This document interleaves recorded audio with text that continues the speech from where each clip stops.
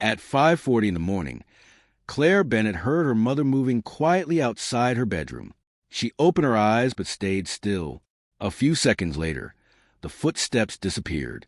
Claire had no idea that before sunrise, her life had already changed. That morning was the biggest day of her life. After 3 years of small jobs and unpaid bills, she finally had an interview with Ross & Hale, one of the best companies in the city. She had only one good blazer. It had belonged to her late grandmother. Claire had cleaned it, pressed it, and hung it on her bedroom door before sleeping. But when she turned on the light, she froze. The blazer was on the floor. White bleach marks covered the front. One sleeve had been cut near the wrist. 3 buttons were missing. Claire could not breathe. Her mother appeared at the door. "Oh, what happened?" she asked calmly. Her father came behind her and looked at the blazer. "Maybe this is a sign," he said. "That job was too big for you anyway." Claire stared at them. Something felt wrong. Then she noticed a tiny blue thread caught between the blades of the scissors on her mother's dressing table. It matched the cut sleeve. Claire said nothing. An hour later, she walked into the interview wearing the ruined blazer. People looked at her, but she kept walking. Inside the office, a gray-haired man studied her resume. Then his eyes moved to the damaged blazer. His face suddenly changed. "Where did you get that?" he asked. Claire touched the sleeve. "It belonged to my grandmother." The man slowly opened a drawer and pulled out an old photograph. Claire's heart stopped. Her grandmother was wearing the same blazer. Beside her stood Claire's father. The man looked directly at Claire. "There's something your parents never wanted you to know." Then he placed a second document on the desk. It had Claire's name on it. Claire stared at the document. Her full name was printed across the top. Claire Marie Bennett. Below it were numbers, dates, and a company seal she did not understand. "What is this?" she asked. The gray-haired man leaned back. His name was Daniel Ross, one of the founders of Ross & Hale. "Your grandmother, Evelyn, helped build this company," he said. Claire almost laughed. Her parents had always told her that Grandma Evelyn had died with nothing. Daniel opened an old file. 27 years ago, your grandmother invested everything she had in this business. When the company grew, her shares became valuable." Claire looked again at the paper. "Then why is my name here?" Daniel was silent for a moment. "Because she left part of those shares to you." The room suddenly felt cold. Claire remembered asking her father about her grandmother's things when she was 18. He had told her there was nothing left except the old blazer. Daniel pushed another paper toward her.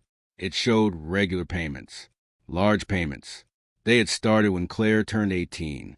But Claire had never seen that money. "Who received it?" she whispered. Daniel pointed to a signature at the bottom. Her father's name. Claire felt sick. For 8 years, she had worked 2 jobs. She had skipped meals. She had given her parents money for bills. All that time, her father had been receiving money meant for her. "Do not confront them yet," Daniel warned.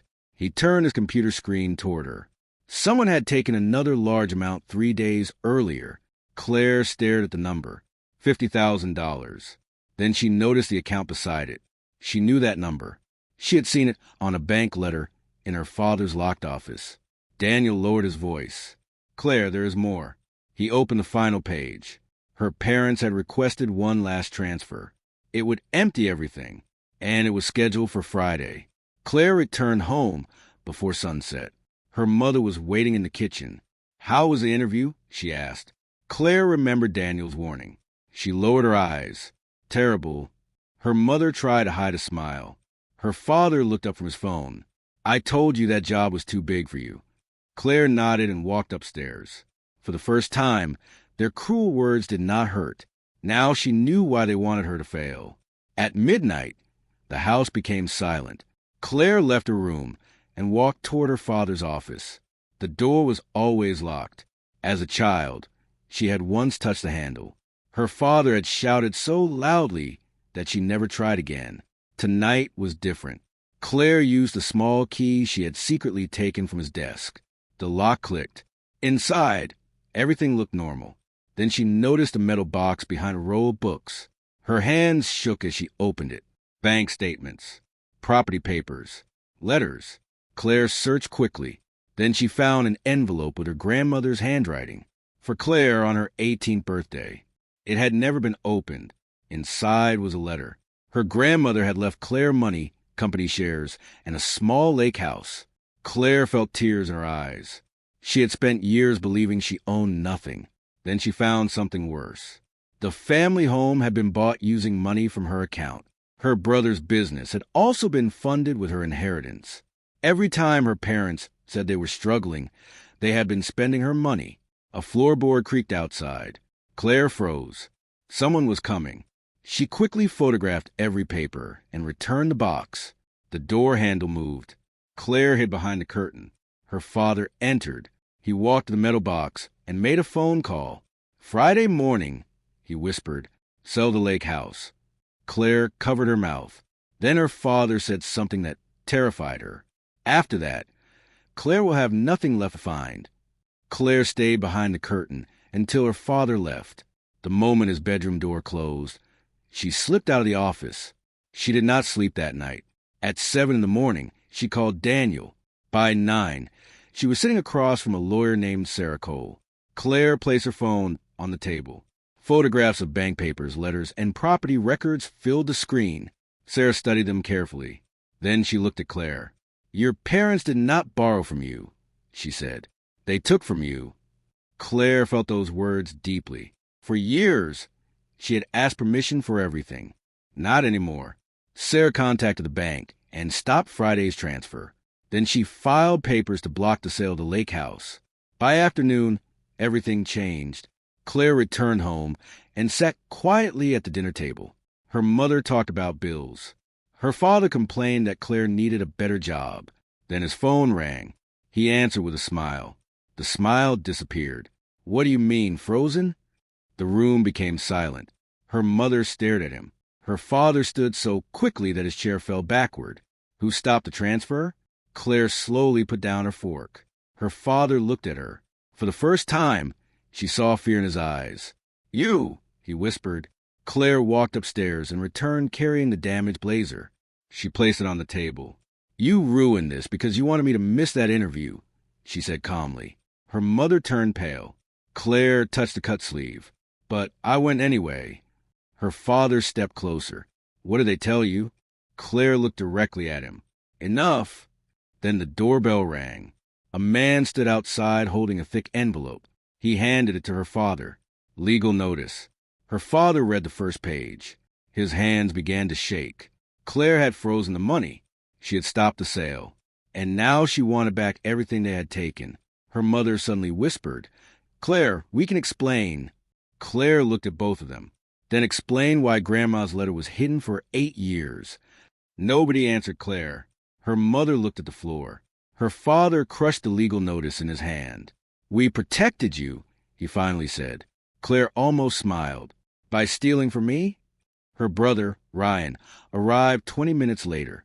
Their mother had called him. The moment he entered, he pointed at Claire. Do you know what you've done? Claire stayed calm. Ryan's business account had been frozen too. He called her selfish. He said their parents had sacrificed everything for her.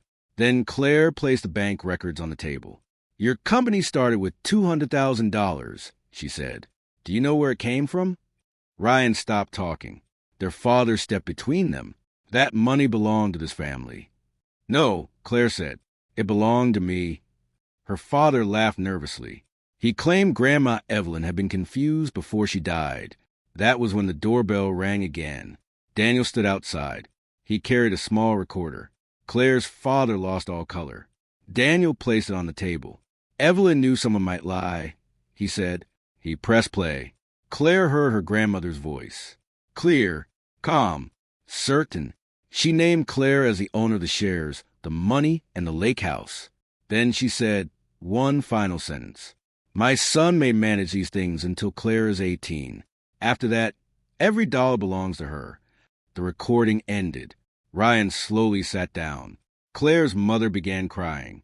Her father said nothing. For years, he had controlled the story. Now the truth had spoken for itself. Claire opened her bag and removed 3 folders. One was for the house. One was for Ryan's business. The last was for every account her parents had touched. "I am not taking your lives away," Claire said. Her father looked at her. "Then what are you doing?" Claire stood and picked up her ruined blazer. "I am taking mine back." Outside, another car stopped. This time, 2 investigators stepped out. The investigators entered the house quietly. Claire's father did not argue. For years, he had believed no one would ever check the accounts. Now every transfer, false signature, and hidden payment was sitting inside Claire's folders. The truth took months to untangle. Claire recovered the lake house first. Then came the remaining money and company shares. The family home was sold because most of it had been bought with her inheritance. Ryan lost control of his business, but Claire did not destroy him. She gave him one choice. He could repay the money over time and build something honest, or walk away with nothing. For once, Ryan accepted responsibility. Her parents were different. They blamed Claire until the final day. Her mother said family should forgive. Her father said Claire had ruined everything. Claire answered only once. "No, I stopped paying for your lies." 6 months later, Claire stood outside Ross and Hale, wearing a new black blazer. She had earned the job. Daniel had not hired her because of her grandmother. Claire had completed 3 interviews and proved herself. That mattered more than the money. After work, she drove to the lake house. The place was small and quiet. Inside, one wall held a simple wooden frame. Behind the glass was the old blue blazer. The bleach marks remained. The sleeve was still cut. Claire never repaired it. Beside it hung her grandmother's photograph and the letter her parents had hidden for 8 years. Claire looked at them whenever she forgot how far she had come. Her parents had ruined the blazer because they wanted her to stay weak. Instead, they had sent her into the one room where the truth was waiting. Claire lost one piece of clothing that morning, but she found her name, her future, and everything they had stolen. As the sun disappeared over the lake, Claire smiled. For the first time in her life, nothing around her belonged to someone else. It was all truly hers.